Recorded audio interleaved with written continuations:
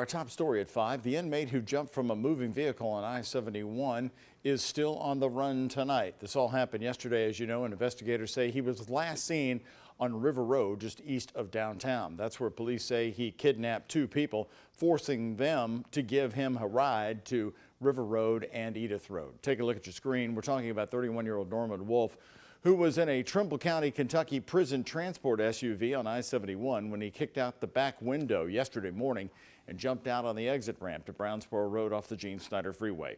Tonight, we also know he has ties to Indiana. And WHS11's Alexis Jones has more on that, picking up the story there. Alexis? Doug, although the news and video of Wolf's escape is shocking to so many, that wasn't the case for someone who grew up with him. Wolf was first seen on I-71. Take a look at this exclusive video. You can see the inmate hanging off the side of a black SUV. The person who took this video said the car was driving about 70 miles an hour.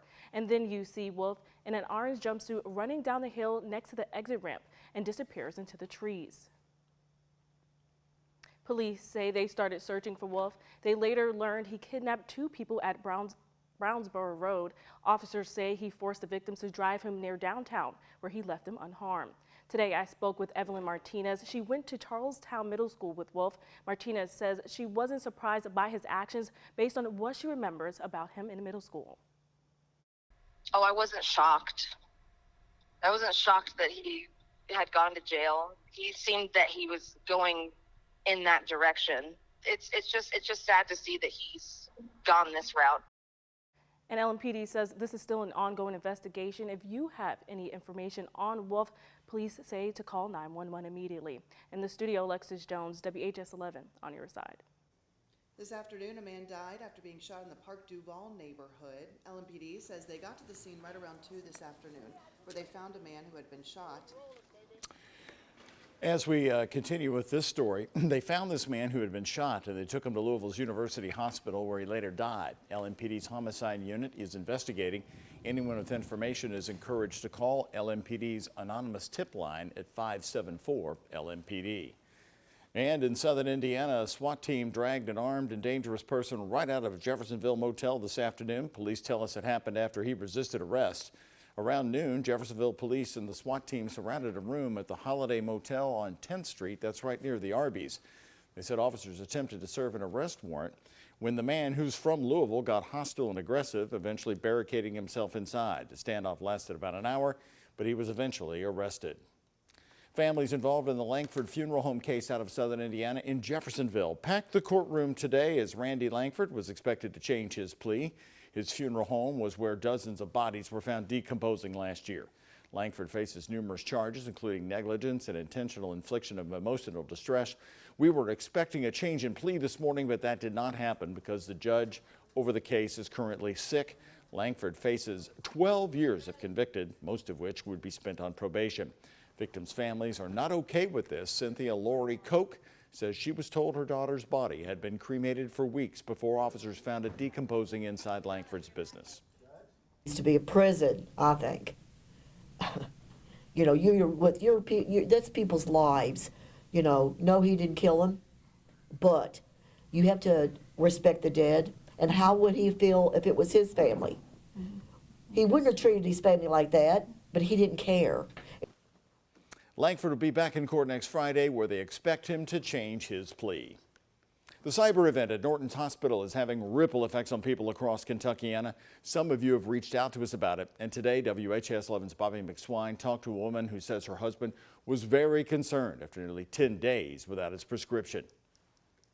His demeanor changed drastically. I think he was really scared and he just wasn't going to tell me. But Anita Reese knew something was wrong with her husband, Herbert. She quickly learned he was having trouble filling his 4 prescriptions for his heart and lung conditions. The problem? She believes there was miscommunication between his pharmacy and his doctor's office. We went back and forth between the 2 of them over and over, like 2 and 3 times a day, with no results. It was like playing with a ping pong ball. Reese says the back and forth with Norton Hospital in Shepherdsville and Myers Pharmacy in Jeffersonville, Indiana, lasted for 9 days. She says Myers told her that Norton couldn't call the prescriptions in. They had to send them in but never explained how they're sent in to us. And when she called Norton, They advised that they did send them in or call them in. Reese says she never deciphered exactly how the doctor's office was giving the prescriptions or how the pharmacy wanted to receive them. But she says she knew they felt stuck in limbo. But Wednesday, she says their pleas were answered and someone with Norton promised to handle the situation. On that same phone call with Norton, Reese says she learned something else. The doctor's office admitted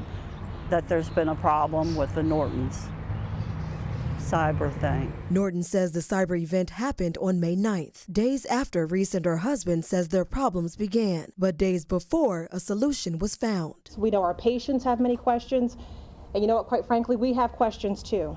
And our experts right now are working as hard as they possibly can to get all those answers. Tuesday, Norton says it is still using pen and paper in lieu of computers.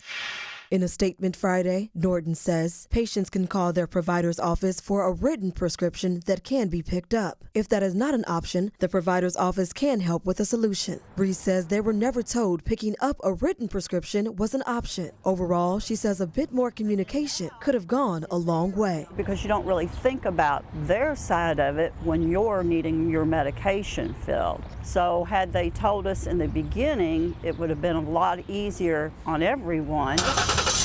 Either way, Reese and her husband are breathing a sigh of relief. In Louisville, Bobby McSwine, WHAS 11 on your side. We contacted Myers Media Hotline and email, and we've not yet heard back as of news time. Well, heads up for this weekend, parts of the Sherman-Minton Bridge connecting Louisville and New Albany going to be closing for the weekend.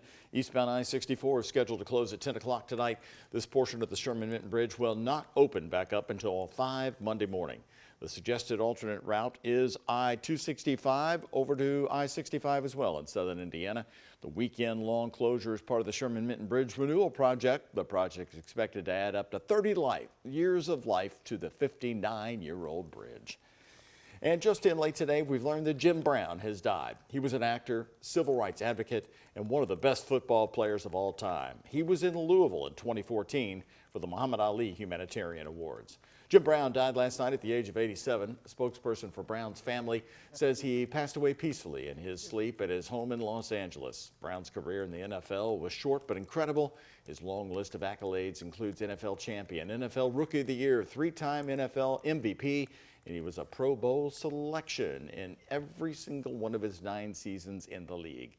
Brown retired at the peak of his career in 1965 to pursue an acting career. He appeared in more than 30 films, including Any Given Sunday and The Dirty Dozen. In the 1960s, Brown also used his platform to fight for racial equality, and he was a massive supporter of Muhammad Ali's fight against the war in Vietnam.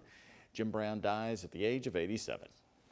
Now to the aftermath of a horrific fire in North Carolina. Firefighters spending much of the night scouring the construction site, searching for victims left behind in the 7-story building. The fire broke out yesterday morning when a machine on the 2nd floor ignited.